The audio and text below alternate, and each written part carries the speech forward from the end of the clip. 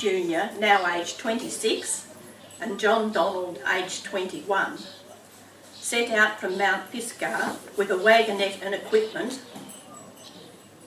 and by 1892 some land was cleared and a house and a cowshed was built.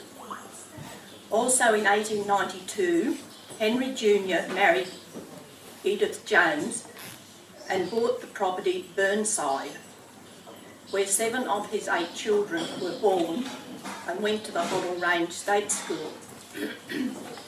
In 1907, ill health saw him move to northern Victoria, and he died 2 years later, aged 46.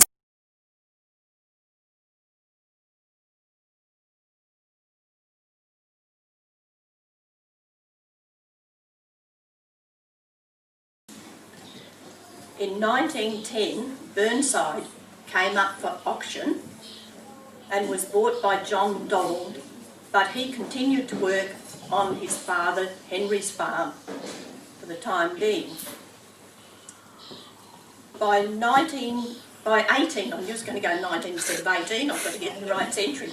By 1892, when the railway was completed to Hoddle, Henry Sr. and his second wife, Christina, with 4 of their children, came to the Hoddle farm. And they all the children attended the Hoddle school. So the father and the son's children were at the school at the same time, and some of the children were born in the same year. So you had the generations there.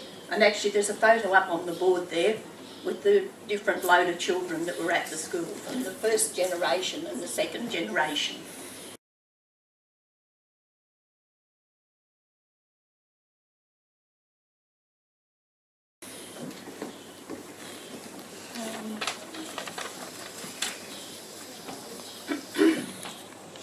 So in 1908, Henry Sr. and his family returned to Midas, the family farm at Mount Pisgah.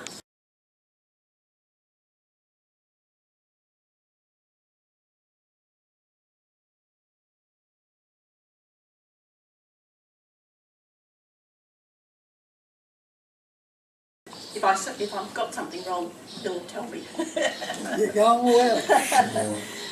In 1911, John Donald married Maryann Letitia McBride. He was 42 at the time, so he worked on his father's farm until he was 42. And then he took up residence at his own farm, Burnside, which had been his brother Henry Jr.'s farm initially.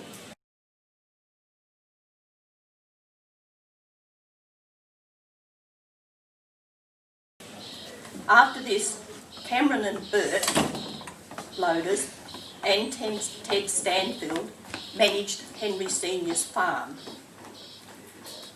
John, Donald and Letty raised their family of 6 children at Burnside, all of who went to the Hoddle Range School. All of his children stayed working on the farm until they married, and all settled locally at Hoddle, Fish Creek and Foster, and raised their families there locally as well. The fam Mandalay, is it? Mandalay? No? Mandalay, adjoining Burnside, was purchased and became Don's farm.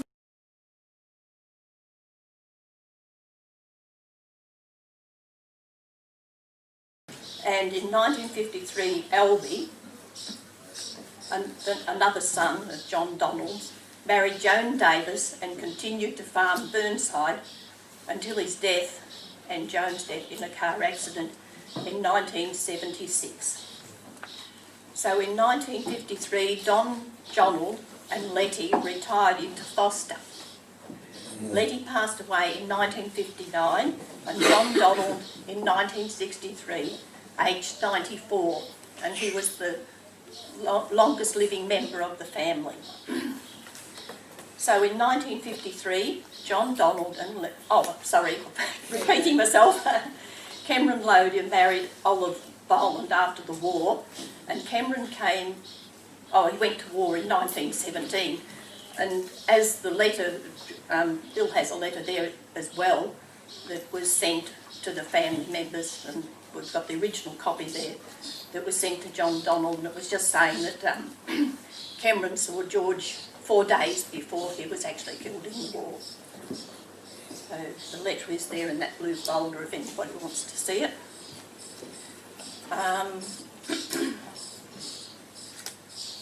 Where am I up to?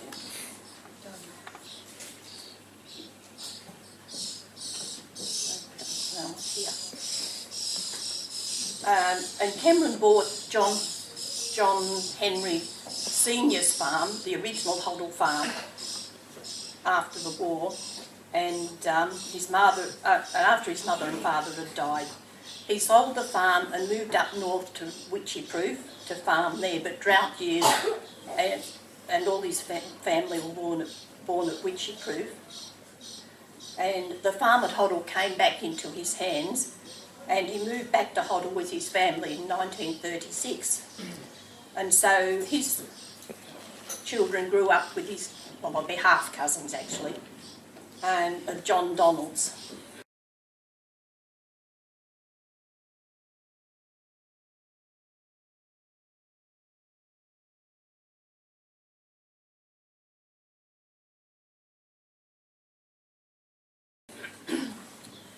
And Cameron sold the original farm of Henry Senior's again in 1940, and it has not been in Loder's hands again. Wait on. Oh, that's right.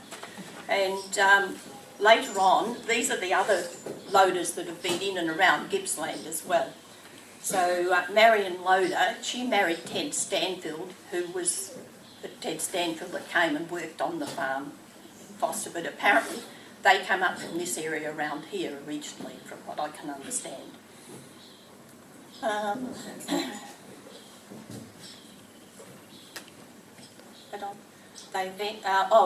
Maryann and her husband eventually settled at Poowong in Gippsland. They did have some other farms around different areas before they actually settled down there.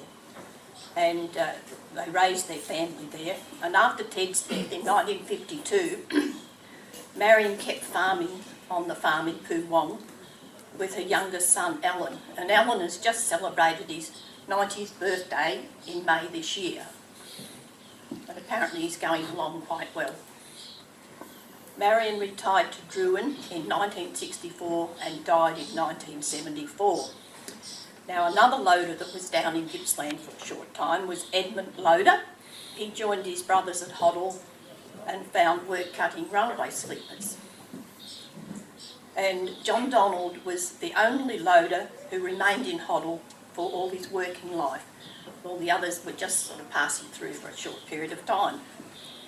And Neil Loder remains on the house block of 20 acres of Burnside, and Noel Loder now owns Donald's house of 2 acres.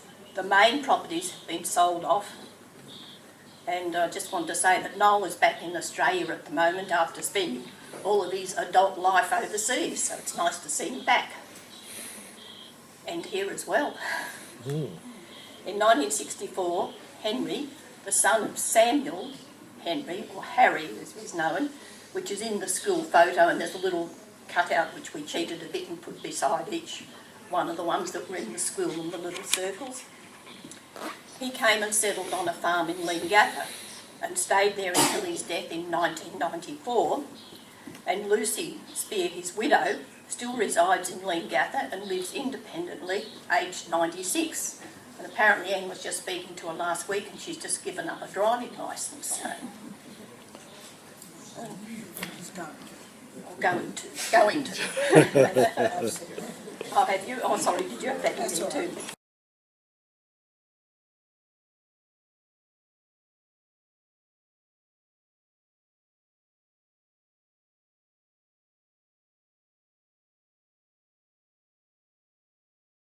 And there was 25 of the first and second generation of Loders of Henry Senior's family that had lived at Hoddle at some stage.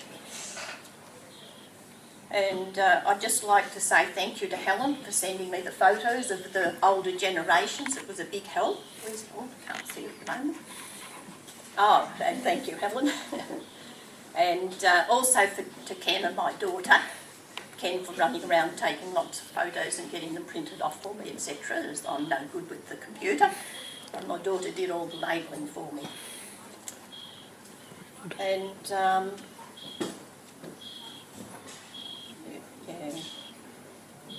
yeah, and as I said, when I started this, I didn't really realise there were so many loaders that had actually been at Gippsland at one time or another.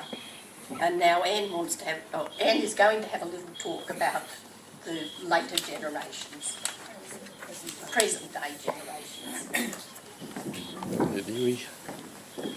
Yeah, so just to add a little of the present day with the Gippsland loaders.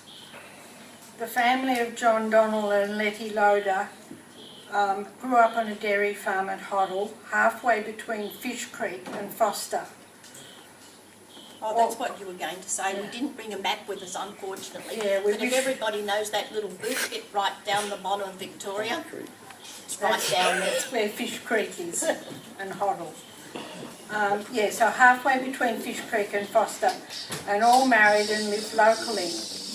We, the grandchildren, had many happy times amongst the rolling green hills of South Gippsland, the gateway to Wilson's Promontory National Park.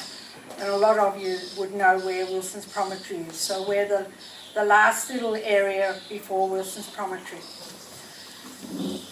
Currently, only 3 grandchildren are still farming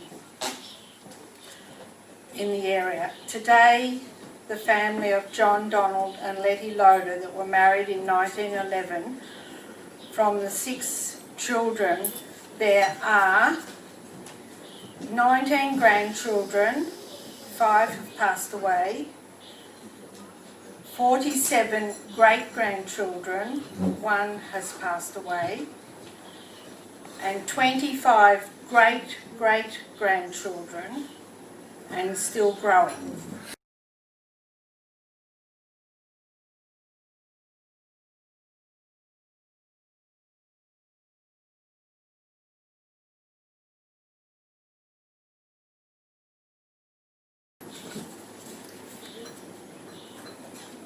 Marilyn's already touched on Lucy Loader, but I'll just say this little bit. Also in Gippsland at Leongatha lives Lucy Loader, aged 96 and a half.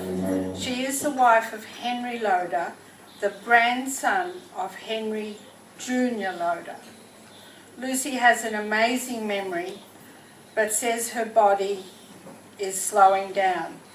So she has decided to give up driving her car. It hasn't actually happened yet, but she's decided on this. Well done, Lucy. The railway that went through Hoddle opened in 1892. The passenger train stopped in 1981. But goods trains went on to Barry's Beach until 1992. That made 100 years of the railway being opened.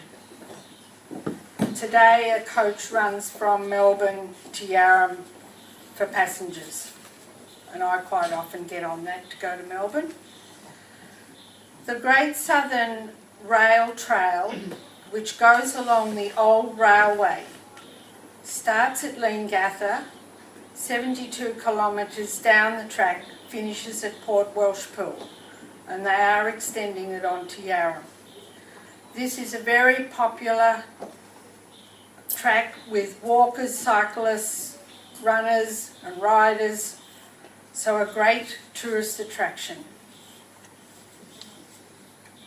In honour of the Loader name, there is a walking trail starting at Mount Nickel, which is 7 kilometres from Fish Creek. The walking track has spectacular views overlooking Corner Inlet and the surrounding farmland. The trail has an interesting array of flora along the Hoddle Hills. see some more details if you're interested in the blue folder that Marilyn has set up. And that just about does it all, but I would like to thank Marilyn for all the hard work that she has put into this presentation and the board of photos. Hope you have enjoyed learning a little more of the Gippsland loaders. Thanks also to Helen and Bill for giving us this opportunity.